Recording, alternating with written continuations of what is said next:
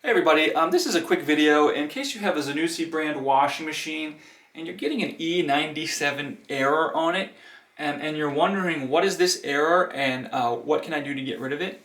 So first of all, a little bit of bad news is that the E97 error, it's not like a drain error or a water intake error or something like that. That's just easy for a homeowner to go in and fix.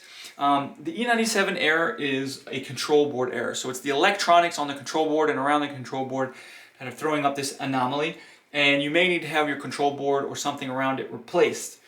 And you're probably going to need to have a professional do that for you. But before you do that, before you call the professional and spend the money and all that headache and everything, one thing to try to do is that these modern washing machines, just like computers that sort of act funny and there's something wrong, we can't figure out why, sometimes they can just be fixed just by restarting it.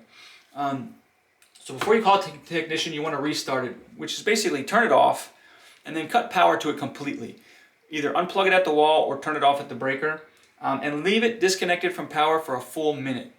And then once that minute is up, you can reconnect power and then turn it back on. The error will be cleared out, and we'll try to run a cycle and see if the error doesn't show back up. And if it does at that point, you're going to need to call someone. But hopefully this video helped you, at least figured out what's going on. Thanks a lot for watching. Have a great day.